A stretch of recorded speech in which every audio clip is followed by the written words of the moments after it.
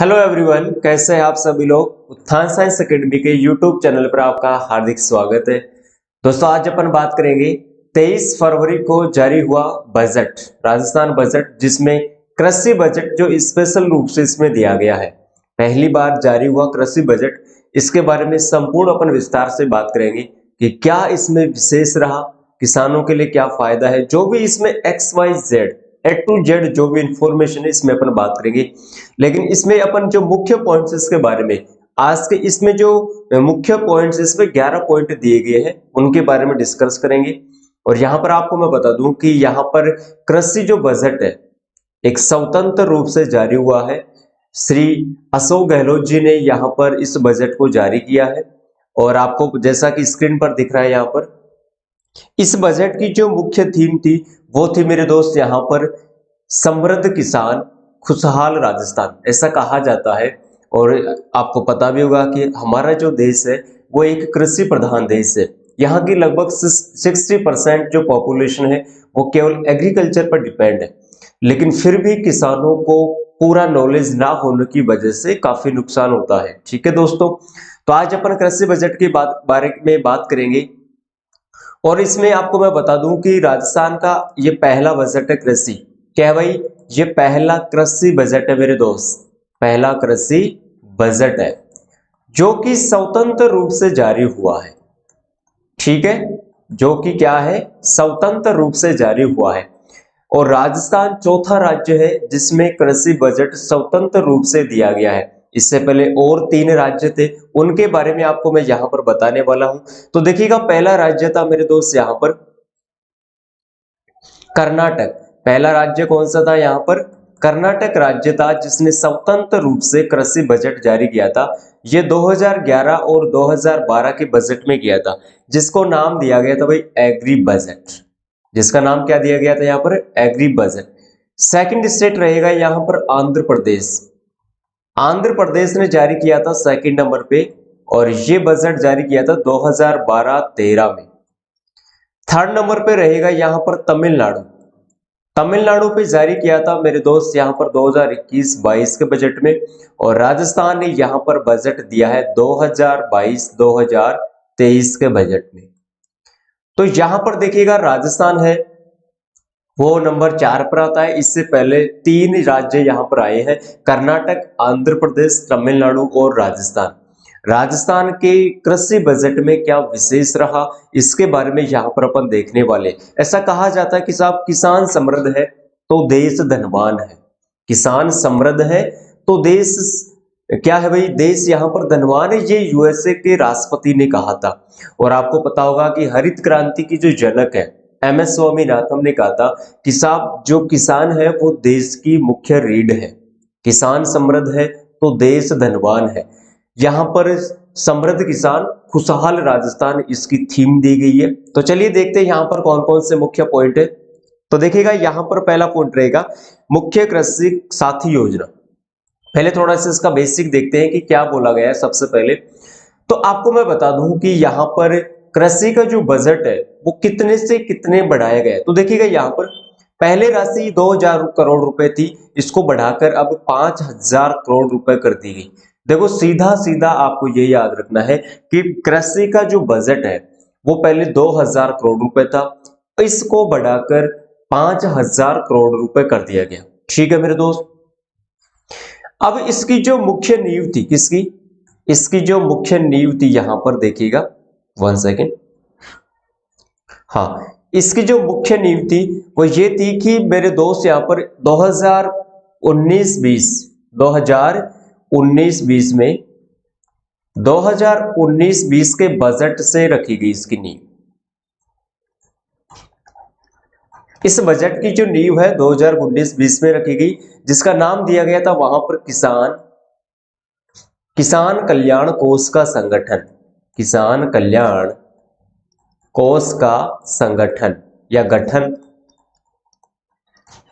ये दिसंबर 2019 में था। कब था मेरे दोस्त? से 2000 दिसंबर 2019 में था। इसमें 1000 करोड़ रुपए का बजट रखा गया था कृषि में। देखिएगा, बजट जो कृषि बजट है वो अभी से नहीं, वो पहले से ही था। इसके बाद 2019-20 के जब बजट जारी हुआ था उसमें किसानों के लिए मतलब कृषि बजट के लिए 1000 करोड़ रुपए की राशि रखी गई थी। और 2019-20 के बजट में इसका नाम दिया गया था किसान कल्याण कोष का गठन। लेकिन अब इसको क्या दिया गया है, कृषि बजट। तो उस समय जो कृषि का जो बजट था उसमें राशि थी 1000 करोड़ रुपए, ठीक है। फिर इसको थोड़ा बढ़ाया सर, 2021 में इसको 2000 करोड़ रुपए किया, और अब 2022-23 के बजट में सर इसको 5000 करोड़ रुपए कर दिया गया। इसके अलावा यहां पर आपको मैं बता दूं, इसका जो संबंध है, देखिएगा संबंध रहेगा किसान से। संबंध किससे रहेगा इसका? इसका संबंध रहेगा किसान से। किसान से बोले तो जैसे किसान को बिजली चाहिए साहब, किसान को क्या चाहिए? बिजली चाहिए।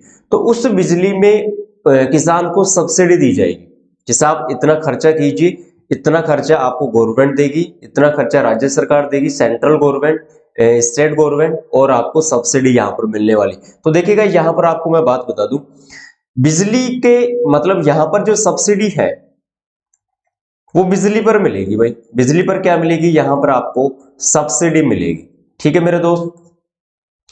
अब ये लागू हुई थी जून 2021 से। लागू कब हुई थी भाई? ये 2021 से लागू हुई थी। अब इसमें मासिक जो एक बार मैं कहूं आपको कि मासिक इसमें सब्सिडी मिलती थी पहले, मासिक सब्सिडी मिलती थी किसान को 1000 रुपए। यहां पर सालाना मिलती थी भाई 12,000 रुपए, ठीक है। 12 महीने हैं तो 12,000 रुपए हो गया, 12,000 रुपए। अब इसको बढ़ाकर कितना कर दिया गया? 5,000 करोड़ रुपए। मतलब किसान को पहले सब्सिडी एक महीने में 1,000 रुपए पर मिलती थी, फिर इसको बढ़ाकर किया 12,000 रुपए, मतलब एक साल में 12 महीने हो गए मासिक। अब बढ़ाकर इसको 5,000 रुपए, सॉरी 5,000 करोड़ रुपए यहां पर कर दिया गया, ठीक है। अब देखिएगा यहां पर लिखा हुआ कि मुख्यमंत्री कृषक साथी योजना के अंतर्गत 11 मिशन आते हैं, और आज अपन केवल और केवल इन 11 मिशन की ही बात करने वाले हैं। तो देखिएगा आज का हमारा पहला मिशन है, यहां पर पहला रहेगा राजस्थान सूक्ष्म सिंचाई मिशन। पहला कौन सा रहेगा यहां पर? राजस्थान सूक्ष्म सिंचाई मिशन, मतलब micro irrigation. Micro irrigation, micro irrigation में देखिएगा यहां पर फव्वारा विधि और इसके अलावा बूंद बूंद सिंचाई विधि। तो यहां पर देखिएगा फव्वारा विधि में इसको रखाया गया है। माइक्रो इरिगेशन में किस चीज को रखा गया है? यहाँ पर फव्वारा विधि को यहां पर रखा गया है मेरे दोस्त, और इसमें 5 लाख से अधिक किसानों को लाभान्वित किया जाएगा। इस मिशन से 5 लाख किसानों को जोड़ा जाएगा, और इस मिशन की जो राशि है 2,700 करोड़ रुपए, मतलब 2700 करोड़ रुपए यहां पर राशि रखी गई है। और सूक्ष्म सिंचाई के लिए उत्कृष्टता केंद्र की स्थापना, जैसे उत्कृष्टता केंद्र होते हैं, फलों के होते हैं, सब्जियों के होते हैं, ठीक है, फूलों के होते हैं, इसी प्रकार यहां पर सूक्ष्म सिंचाई के भी उत्कृष्टता केंद्र खोले गए हैं। और उत्कृष्टता केंद्र देखो भाई अलवर और भरतपुर में है। कहां पर खोले जा रहे हैं? अलवर और भरतपुर में यहां पर खोले जा रहे हैं, लेकिन मोस्ट इंपोर्टेंट यहां पर भरतपुर रहेगा, ध्यान रखना। सिंचाई का जो उत्कृष्टता केंद्र है वो भरतपुर में यहां पर खोला जा रहा है मेरे दोस्त। अब देखिएगा यहां पर आपको मैं बताने वाला हूं,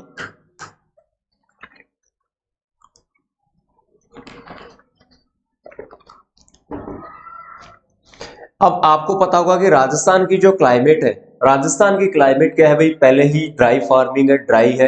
तो इस समस्या को देखते हुए राज्य सरकार ने इस चीज पर सबसे ज्यादा फोकस किया कि भाई मैं भारत की बात करूं तो भारत में जो जीडीपी है, कृषि का जीडीपी में कृषि का योगदान 17% है, लेकिन राजस्थान में यहां पर रहेगा मेरे दोस्त 30% यहां पर योगदान रहता है राजस्थान में, और भारत में रहता है ये 17%। तो एग्रीकल्चर को आगे बढ़ाना बहुत जरूरी है। एग्रीकल्चर का जीडीपी में बहुत ज्यादा योगदान है। इसी चीज को ध्यान में रखते हुए राजस्थान सरकार ने इस चीज को आगे रखा है। चलिएगा सेकंड पॉइंट देखते हैं। यहां पर दूसरा मिशन है राजस्थान जैविक खेती मिशन, ऑर्गेनिक फार्मिंग। दूसरा कौन सा भाई? सेकंड रहेगा यहाँ पर ऑर्गेनिक फार्मिंग। देखो आज मैं पूरे विश्व की बात करूं, भारत की बात करूं या राजस्थान की बात करूं, यदि किसी चीज पर जोर दिया जा रहा है तो वो ऑर्गेनिक फार्मिंग है, क्योंकि केमिकल्स का ज्यादा यूज होने से जो भूमि है वो धीरे धीरे बंजर होती जा रही है। मतलब सीधी सी बात है कि उर्वर क्षमता धीरे धीरे कम हो गई है भूमि की। 2 साल तक तो साफ खाद्यान्न उत्पादन अच्छा देगी या कोई भी फसल का प्रोडक्शन अच्छा होगा, लेकिन उसके बाद प्रोडक्शन में धीरे धीरे यहाँ पर क्या होती जा रही, कमी। लेकिन ऑर्गेनिक फार्मिंग यदि आप यूज में लेते हैं तो भूमि आपकी कभी भी बंजर नहीं होगी। और कुछ दिन पहले मैंने एक वीडियो भी अपलोड किया था ऑर्गेनिक फार्मिंग पर कि किसानों को इसमें सबसे ज्यादा जोर दिया जा रहा है। जीरो बजट नेचुरल फार्मिंग किसानों के लिए यहाँ पर स्टार्ट किया गया है कि आप बजट लीजिए, आपके ऊपर कोई राशि नहीं ली जाएगी, कोई परसेंट कोई ब्याज नहीं लिया जाएगा, जीरो बजट पर आपको लोन दिया जाएगा और इसमें किसानों को एक विशेष प्रकार से ट्रेनिंग भी दी जाएगी। ठीक है, लगभग 1 से 2 महीने तक पहले इसमें किसानों को ट्रेनिंग दी जाएगी, उनको सिखाया जाएगा कि साहब आप जैविक खेती किस प्रकार से करें ताकि आपका जो प्रोडक्शन है वो भी बढ़िया हो और खर्चा भी आपका कम से कम बैठे। तो यहां पर देखिएगा मेरे दोस्त, जैविक बजट की घोषणा। देखो जैविक बजट की जो घोषणा है इससे आपको मैं बता दूं कि आगामी 3 वर्षों में लगभग 4 लाख किसान इसमें लाभान्वित होंगे। और आपको पता होना चाहिए कि राजस्थान में डूंगरपुर जिला है जिसमें संपूर्ण जैविक खेती की जाती है।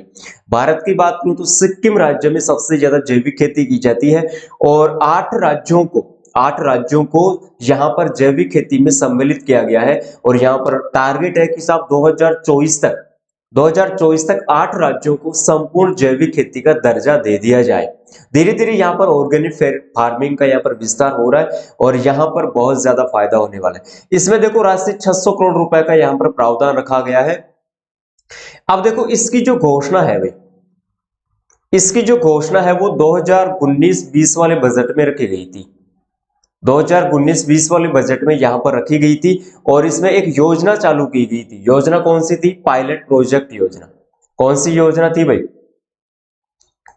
पायलट प्रोजेक्ट योजना। पायलट प्रोजेक्ट योजना यहां पर लागू की गई थी। इसमें कुछ जिले सम्मिलित किए गए थे। कौन कौन से थे? टोंक, भीलवाड़ा और इसके अलावा एक है बांसवाड़ा। तो ये 3 जिले हैं जो पायलट प्रोजेक्ट योजना के तहत यहां पर सम्मिलित किए गए हैं, भीलवाड़ा, बांसवाड़ा और टोंक, 3 जिलों को। ठीक है, इसके अलावा जैविक वस्तु बोर्ड का यहां पर गठन किया गया। ठीक है, जैविक वस्तु बोर्ड का यहां पर विशेष रूप से गठन किया गया है कि ताकि आप जैविक खेती पर सबसे ज्यादा जोर दें भाई, ऑर्गेनिक फार्मिंग को आप ज्यादा अपनाएं, केमिकल्स का आप यूज कम से कम करें, क्योंकि आपकी जो भूमि है धीरे धीरे बंजर होती जा रही है। ठीक है मेरे दोस्त, नेक्स्ट देखिएगा यहां पर, नेक्स्ट रहेगा राजस्थान बीज उत्पादन और वितरण मिशन। तीसरा मिशन कौन सा है? राजस्थान बीज उत्पादन और वितरण मिशन। मतलब यहां पर देखिएगा विशेष प्रकार से बीजों के लिए दिया गया है, जिसमें देखिएगा बीज स्वावलंबन योजना के आकार को दोगुना किया जाएगा। आपको पता है कि भारत सरकार ने यहां पर 2022 तक बताया गया था कि सब किसानों की जो आय है वो दोगुनी कर दी जाएगी। यहाँ पर उद्देश्य था कि सब 2022 तक के किसानों की जो आय है वो दोगुनी कर दी जाएगी। ठीक है, इसके अलावा यहां पर देखिएगा कि 12 लाख लघु सीमांत कृषकों को प्रमुख फसलों, अब प्रमुख फसलों की यहां पर अपन बात करें तो देखिएगा इनको निःशुल्क बीज के मिनीकट उपलब्ध होंगे। अब लघु सीमांत और इसके अलावा देखो यहां पर 2 प्रकार के किसान होते हैं, इससे आपको मैं बता दूं। एक तो लघु किसान होता है भाई, कौन सा होता है? लघु किसान। और इसके अलावा एक होता है सीमांत। एक कौन सा होता है भाई? सीमांत किसान। देखो लघु किसान क्या होता है कि जिसके पास 1 हेक्टेयर से भूमि ज्यादा और 2 हेक्टेयर से कम हो, 1 हेक्टेयर से तो ज्यादा और 2 हेक्टेयर से कम भूमि हो, उनको अपन लघु किसान कहते हैं। और जिनके पास 1 हेक्टेयर से भी कम भूमि हो, जिनके पास 1 हेक्टेयर से कम भूमि हो, वो सीमांत क्या कहलाते हैं? किसान। अब देखो यहां पर हेक्टेयर के हिसाब से भूमि को लिया जाता है, जैसे अपन तो ज्यादातर बीघा में काम में लेते हैं। तो 1 हेक्टेयर बराबर आपको पता होना चाहिए क्या होता है मेरे दोस्त, यहाँ पर 1 हेक्टेयर बराबर होता है 10,000 वर्ग किलोमीटर। यहां पर देखिएगा 1 हेक्टेयर बराबर होता है 10,000 वर्ग किलोमीटर। लेकिन एकड़ की बात करें तो 1 हेक्टर में होता है 2.47 एकड़। ठीक है भाई, एकड़ की बात करें तो 2.47 यहां पर एकड़ होता है। तो इसमें 12 लाख लघु किसान, अब लघु किसान कौन होंगे, जिसके पास लगभग 2 हेक्टर तक की जमीन है, उनको यहां पर जोड़ा जाएगा और उनको बीज है वो निःशुल्क प्रकार से दिया जाएगा। कई बार क्या होता है कि जैसे किसानों के पास जमीन तो होती है, सुविधा पूरी होती है, लेकिन किसान के पास बीज अच्छी क्वालिटी का नहीं होता, तो ये बढ़िया क्वालिटी का जो बीज है अब गवर्नमेंट अवेलेबल करवाएगी। ठीक है, बढ़िया बीज का फर्क क्या पड़ता है, बढ़िया बीज से फर्क ये पड़ता है कि सब प्रोडक्शन दुगना होता है। समझ रहे मेरी बात। तो यहां पर 12 लाख किसानों को क्या किया जाएगा, इनमें शामिल किया जाएगा। और यहां पर देखिएगा प्रमुख फसलों, जो भी सीजन के अकॉर्डिंग फसलें हैं, उन फसलों की, जैसे रबी की फसलें हैं, खरीफ की फसलें हैं, जायद की फसलें हैं, हॉर्टिकल्चर में फल फ्रूट है, उनके अकॉर्डिंग यहां पर किसानों को जोड़ा जाएगा। नेक्स्ट देखिएगा राजस्थान मिलेट्स प्रोत्साहन मिशन। अब देखिएगा मिलेट्स में यहां पर कौन कौन सी फसलें आती है। मिलेट्स में आती है मोटे अनाज वाली। कौन सी आती है भाई, यहां पर आती है मोटे अनाज वाली। कौन कौन सी, मक्का, ज्वार, बाजरा। मक्का, ज्वार और बाजरा। मक्का, ज्वार, बाजरा ये 3 फसलें हैं जो मिलेट्स क्रॉप में आती है और इनको मिलेट्स क्रॉप के नाम से ही जाना जाता है। इनके लिए देखो जोधपुर में मिलेट्स के लिए सेंटर फॉर एक्सीलेंस की स्थापना, मतलब यहां पर उत्कृष्टता केंद्र की स्थापना की जाएगी। किसकी स्थापना की जाएगी भाई, उत्कृष्टता। जैसे इरिगेशन की बात की भरतपुर में है, अलवर में है, इसी प्रकार जैसे फलों का मिले ये एक्सीलेंस सेंटर अलग है, वेजिटेबल के एक्सीलेंट अलग है, इसी प्रकार जोधपुर में कहां पर है भाई, इंपोर्टेंट है, इसका आप ध्यान रखें। जोधपुर में मिलेट्स का सेंटर ऑफ एक्सीलेंट या एक्सीलेंस स्टार्ट किया जाएगा। जैसा कि आपको पता है कि भारत में तो कौन सा भाई, इक्रिसेट है। भारत में से कौन सा है भाई, इक्रिसेट। कहां पर है, हैदराबाद में है। भारत की बात करें तो कहां पर है, इक्रिसेट हैदराबाद में। लेकिन अब ये राजस्थान में जोधपुर में इसका एक्सीलेंस स्टार्ट किया जा रहा है। जिससे क्या होगा, जिससे फायदा ये होगा कि सब किसानों को फायदा ज्यादा मिलेगा। दूसरी बात, यहां पर जो भी समस्याएं हैं फसलों से संबंधित, उनमें कोई कीट है, रोग है, उनसे क्या मिलेगा यहाँ पर छुटकारा। कोई भी कीट वगैरह फैल जाता है, ठीक है, जैसा कि कुछ दिनों पहले लॉकडाउन में देखा होगा कि काफी टिड्डी दल आया था, जिससे किसानों को सर बहुत ज्यादा नुकसान हुआ था। तो उस चीज से बचने के लिए ये कार्यक्रम किया जाता है। ओके, नेक्स्ट देखिएगा यहाँ पर नंबर 5, यहां पर है कि साहब राजस्थान संरक्षित खेती मिशन। संरक्षित का मतलब है यहां पर बचाव। कई बार क्या होता है कि जिससे अपन खेती तो करते हैं लेकिन साहब नॉलेज पूरा नहीं होता। नॉलेज पूरा नहीं होने की वजह से नुकसान हमें बहुत ज्यादा होता है। और यदि हमें एग्रीकल्चर का नॉलेज है, खेती करने का नॉलेज है, तो कम समय में, कम खर्चे में अपन ज्यादा पैसा कमा सकते हैं। ठीक है, तो यहां पर देखिएगा कि 25,000 किसानों को ग्रीन हाउस या शेड नेड हाउस यहां पर बनाई जाएगी। 25,000 किसानों को इसमें शामिल किया जाएगा। ग्रीन हाउस क्या होता है, देखिएगा यहां पर आपको दिख रहा है स्क्रीन पर। ग्रीन हाउस होता है कि खेत को चारों ओर से यहां पर ढक देते हैं। पॉली हाउस सुना होगा। तो इसमें जो कपड़ा होता है वो हरे रंग का होता है। किस रंग का होता है, हरे रंग के कपड़े से इसको संपूर्ण रूप से ढक देते हैं। काफी जगह आपको ये व्हाइट भी मिलेगा। तो चारों ओर से इसको क्या कर देते हैं, ढक देते हैं। और इसमें क्या लगाते हैं, वेजिटेबल्स लगाते हैं। क्या लगाते हैं भाई, इसमें वेजिटेबल्स ज्यादा लगाते हैं। अब आपको मैं यहां पर विशेष ये बात ये बताऊं कि जो पॉली हाउस या ग्रीन हाउस होते हैं ना बॉस, जैसा कि आपने देखा होगा अपने गांव में, ढाणी में, आजकल तो काफी प्रचलन में है ये चीज। देखो, पॉली हाउस और ग्रीन हाउस से फायदा क्या होता है। पॉली हाउस में आपको पता होगा कि इनमें जो टेम्परेचर है ना, वो एक विशेष प्रकार से बनाया जाता है। आपको वायुमंडल का टेम्परेचर और इनका जो टेम्परेचर है वो आपको यहाँ पर लगभग 3 से 4 या 4 से 5 डिग्री सेल्सियस का यहाँ पर आपको डिफरेंट मिलेगा। ठीक है, क्योंकि यहाँ पर जो फसलें लगाई जाती है उन फसलों के अकॉर्डिंग वहां पर उनका माहौल बनाया जाता है, क्लाइमेट वहां की जनरेट की जाती है। जैसे फॉर एग्जाम्पल मैं बात करूं कि पॉली हाउस में अधिकतर जैसे क्या लगाया जाता है, खीरा। अब खीरे की 2 वैरायटी है भाई, खीरे की 2 वैरायटी है। जैसे एक तो देसी खीरा, एक है पॉली हाउस वाला खीरा। अब आप मार्केट में मान लीजिएगा कि खीरा लेने के लिए जाते हैं, तो वहां पर आपको 2 क्वालिटी दिखाई जाती है कि साहब एक ये देसी खीरा है, ये पॉली हाउस वाला खीरा है। मेरी गारंटी है आप जो पहले खीरा खरीदोगे ना सिर्फ वो पॉली हाउस का खरीदोगे। क्यों? क्योंकि वो दिखने में ही ऐसा है भाई, उसकी बनावट, उसका आकार, उसकी आकृति, उसका रंग बहुत खूबसूरत है भाई, तो आप पहले उस खीरे को खरीदेंगे। अब आपको पता होना चाहिए, वैसे तो देसी अच्छा होता है, लेकिन ये पॉली हाउस यहाँ पर एक विशेष प्रकार से इनको जनरेट किया गया। ये एग्रीकल्चर की ताकत है भाई, पावर ऑफ एग्रीकल्चर है, अट्रैक्टिव करते हैं यहाँ पर फसलों को, यहाँ पर फलों को, सब्जियों को। अब इसमें फायदा ये होता है कि सब जैसे देसी खीरे को अपन मार्केट में बेचने के लिए जाते हैं, तो काफी बार क्या होता है कि वहां पर भाव नहीं होता, तो कम भाव में भी अपन बेच के आ जाते हैं। लेकिन सर पॉली हाउस का जो खीरा होता है वो अच्छे भाव में जाता है, क्योंकि उनकी क्वालिटी अच्छी है, उनको अपन एक्सपोर्ट करते हैं, ज्यादा एक्सपोर्ट करते हैं फॉरेन कंट्रीज में, तो उसका जो भाव है, उसका जो रेट है मंडी में वो अलग ही रहेगा, उससे कम नहीं होगा।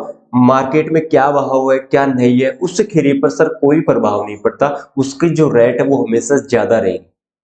ठीक है दोस्त, तो यहां पर 25,000 किसानों को इसमें क्या किया गया है, शामिल किया गया है, बढ़ावा दे रहे हैं। इसमें लो टनल की स्थापना के लिए 400 करोड़ रुपए, ये लो साहब। अब इस संरक्षित खेती के लिए यहाँ पर 400 करोड़ रुपए का क्या दिया गया है, यहाँ पर बजट दिया गया है। चलिए नेक्स्ट है, फिर है राजस्थान उद्यानिकी विकास मिशन। नेक्स्ट मिशन कौन सा अपना, राजस्थान उद्यानिकी, यहाँ पर हॉर्टिकल्चर का है भाई। कौन सा है भाई, हॉर्टिकल्चर का मिशन है। इसमें देखिएगा 15,000 करोड़ किसानों को लाभान्वित किया जाएगा और उनकी जो राशि है वो 100 करोड़ है। आप साहब खेती कीजिए, जो भी समस्या है आपके हॉर्टिकल्चर में, आप वेजिटेबल लगा रहे हैं, फ्लावर लगा रहे हैं या पोमोलॉजी आप यहाँ पर स्टार्ट कर रहे हैं, तो आप कोई दिक्कत नहीं है, हम 15,000 किसानों को यहाँ पर लाभान्वित करेंगे। और इसमें आपका जो खर्चा है साहब 15,000 करोड़ का, उसमें 15,000 करोड़ किसानों को 100 करोड़ रुपए यहाँ पर क्या दिया जाएगा, यहाँ पर खर्चा दिया जाएगा, इसका बजट है। नेक्स्ट देखिएगा यहाँ पर राजस्थान फसल सुरक्षा मिशन। अब इसमें सबसे बड़ी समस्या क्या होती है, समस्या ये होती है कि जैसे गांव में ढाणियों में आपने देखा होगा कि साहब फसल तो लगा लेते हैं, लेकिन उस फसल को जंगली जानवर नहीं छोड़ते। अरे भाई हमने रब्बी की फसल लगाई गेहूं, और गेहूं में यदि साहब जंगली जानवर आ गए पास में से, कोई नील गाय हो सकती है, कुछ और जंगली जानवर हो सकते हैं, यदि वो अंदर आ गए तो पूरी फसल को नष्ट कर जाएंगे। अब किसान क्या होगा भाई, किसान कैसे न कैसे करके तो मेहनत करके वो फसल उगाता है, लेकिन इतनी मेहनत को बर्बाद कौन कर जाता है, जंगली जानवर कर जाते हैं। तो इनकी सुरक्षा के लिए भी यहाँ पर राज्य सरकार ने देखो सहायता की है किसानों की।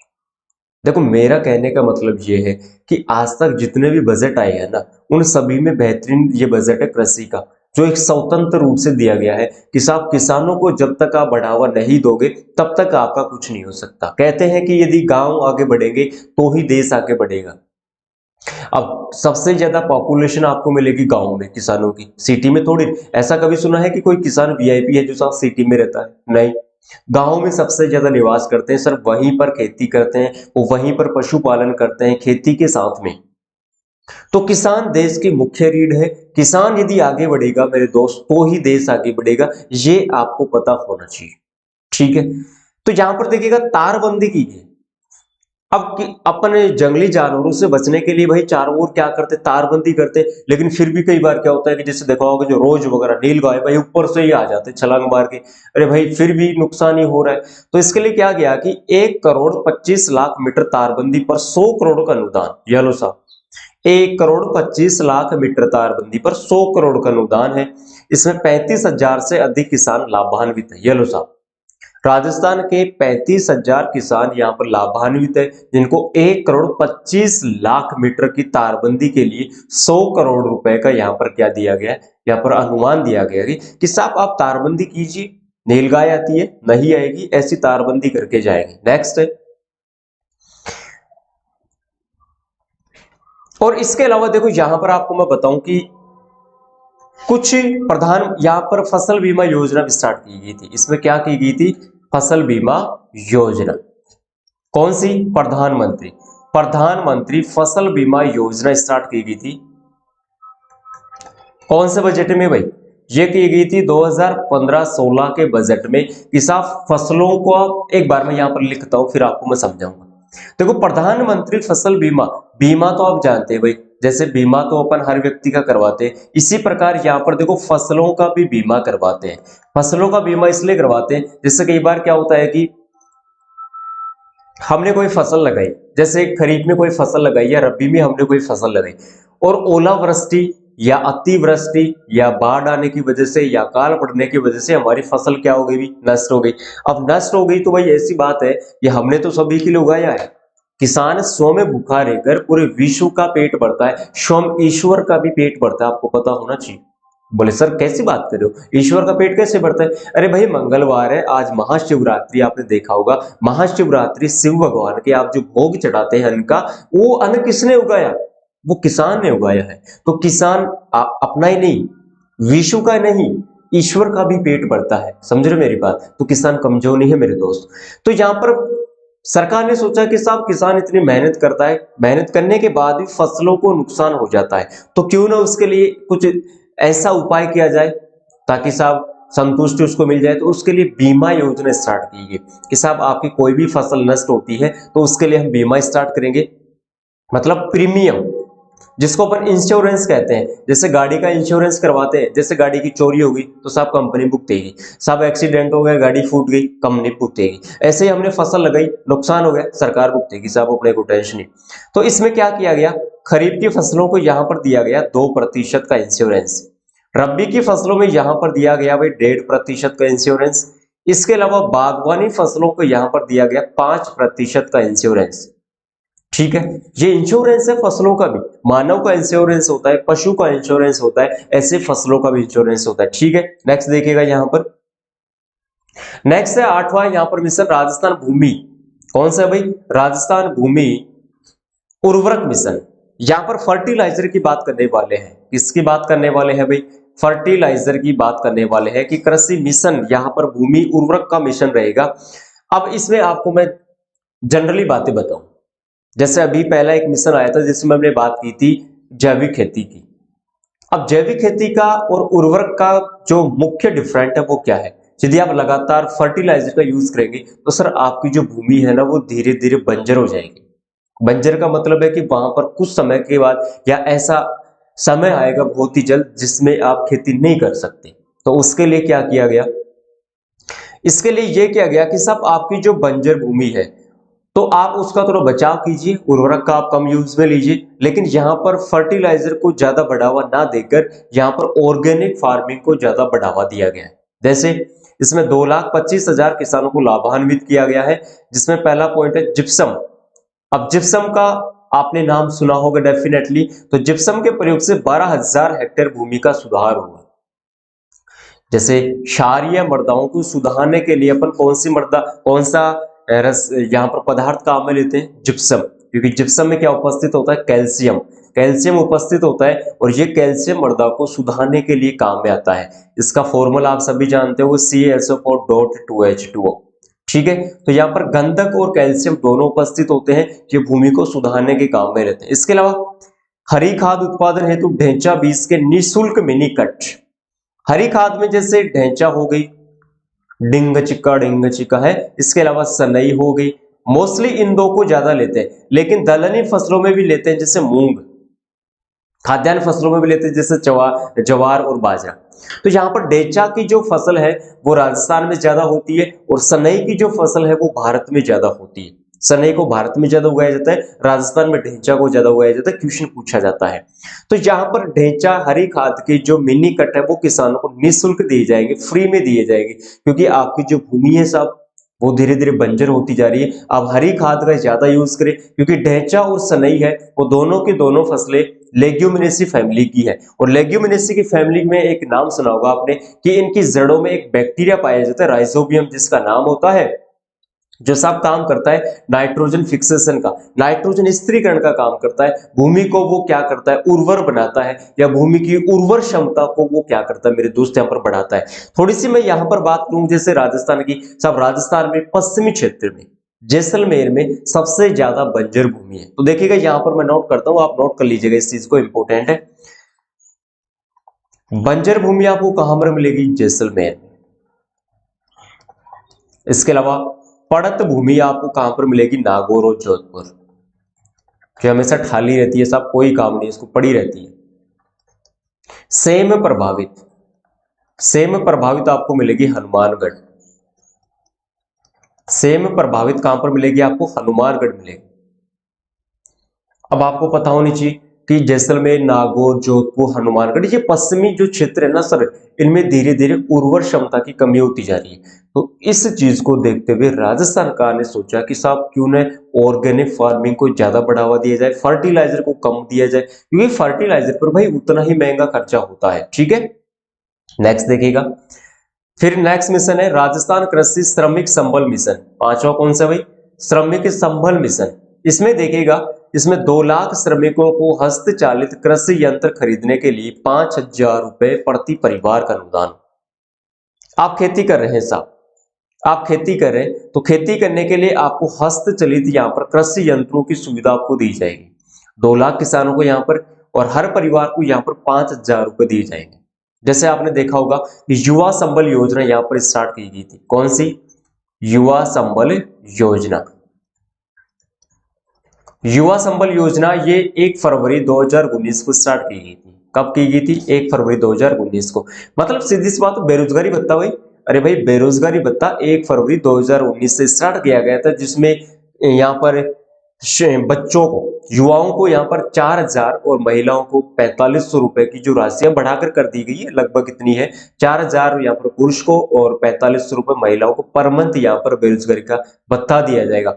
उसी प्रकार यहाँ पर किसानों को कि हर मंथ, पर मंथ 5,000 रुपए की यहाँ पर राशि दी जाएगी। ठीक है, इनमें अब आजकल क्या हो गया कि बेरोजगारी भत्ते में अब इनको ट्रेनिंग देने की आवश्यकता है कि साहब आप ट्रेनिंग दीजिए तभी आपको ये भत्ता मिलेगा, अब फ्री वाला काम नहीं है। ठीक है, नेक्स्ट देखिएगा, राजस्थान कृषि तकनीकी मिशन।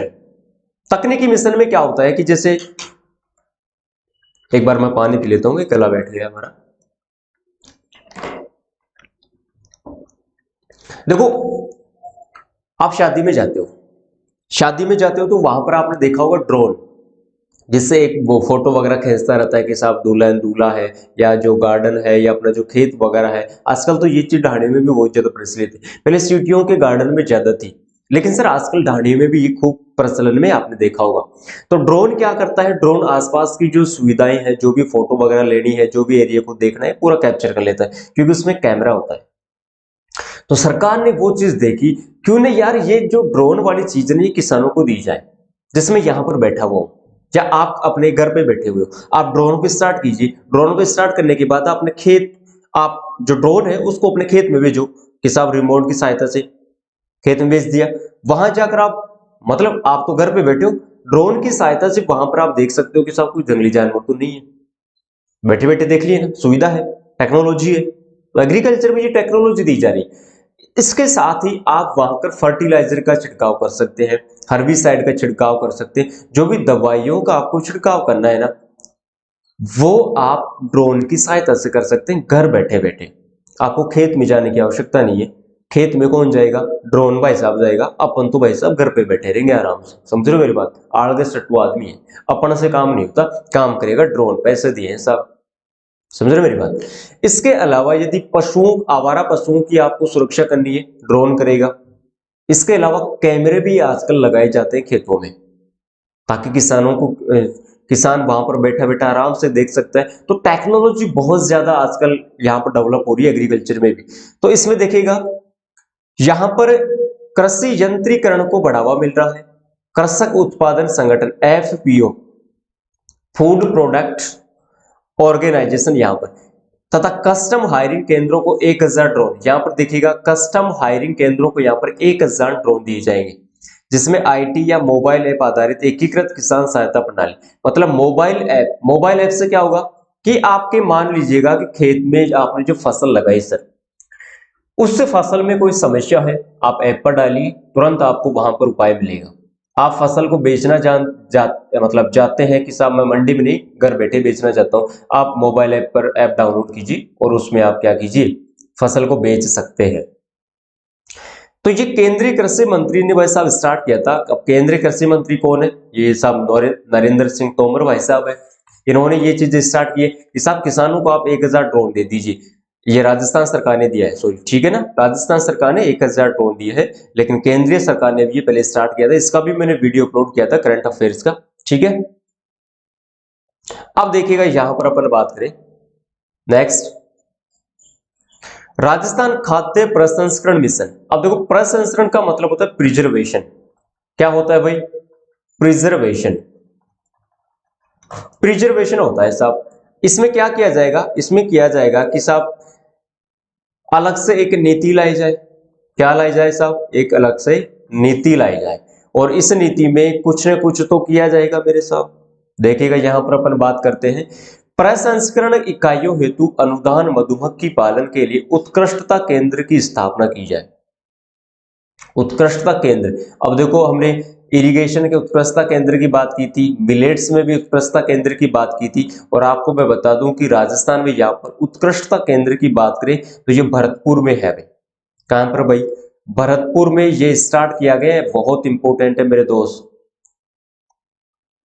इसमें क्या होगा? इसमें होने वाला तो कुछ नहीं है, लेकिन आपको मैं बता दूं कि मधुमक्खी का सीधा सीधा अर्थ जाता है यहाँ पर शहद उत्पादन से। अब आप 100% जो खर्चा हुआ है ना सर, उसमें से 50% आपको सब्सिडी गवर्नमेंट देगी। आप शहद का प्रोडक्शन कीजिए, मधुमक्खी पालन, एपीकल्चर आप कीजिए, जो भी खर्चा होगा उसमें आपको गवर्नमेंट देगी। खाद्य का आप फूड प्रिजर्वेशन कीजिए, जो भी खर्चा आएगा गवर्नमेंट देगी सब्सिडी के तौर पर। अब देखिएगा यहां पर जो फूड प्रिजर्वेशन की बात करूं तो ये सब, इसमें फलों को अधिक समय तक सुरक्षित रखा जाता है। वैसे आपको पता होगा कि हमारे देश में केवल 2% ही फूड प्रिजर्वेशन किया जाता है, बाकी 25 से 30% तो यहाँ पर जो फल है, फूल है, सब्जी है, इसके अलावा खाद्य पदार्थ वो खराब हो जाते हैं। तो इस चीज को बढ़ावा दिया जा रहा है कि सब प्रोडक्शन तो खूब हो रहा है, लेकिन उस चीज को रखने के लिए हमारे पास साधन नहीं है, और साधन ना होने की वजह से ये खाद्य पदार्थ धीरे धीरे क्या हो रहे, खराब होते जा रहे। अरे भाई किसान ने खर्चा किया तो रखने के लिए साधन तो आप ही रखोगे ना। तो इसमें किसानों को क्या होगा कि साहब आप काम कीजिए, हम आपको 50% की सब्सिडी देंगे। अब इससे क्या होगा कि साहब आराम से ये चीजें हो जाएंगी। तो भरतपुर में देखिएगा, आपको पता होना चाहिए भरतपुर में ये चीज स्टार्ट की गई है मेरे दोस्त। तो आज हमने देखा है यहाँ पर कृषि बजट की जो मुख्य पॉइंट्स थे, कृषि बजट की जो मुख्य पॉइंट्स थे उसके बारे में डिस्कस किया है। केवल 11 पॉइंट थे उसके बारे में। ये पूरा कृषि बजट हुआ नहीं है, इसको फिर छोटे छोटे टुकड़ों में मैं लेकर आऊंगा कि इरिगेशन में क्या है, सीड में क्या है, वो अपन नेक्स्ट लेक्चर में बात करेंगे। तो जो दोस्त नया है चैनल को जरूर सब्सक्राइब करें, वीडियो अच्छा लगा तो अपने सभी दोस्तों को शेयर करें।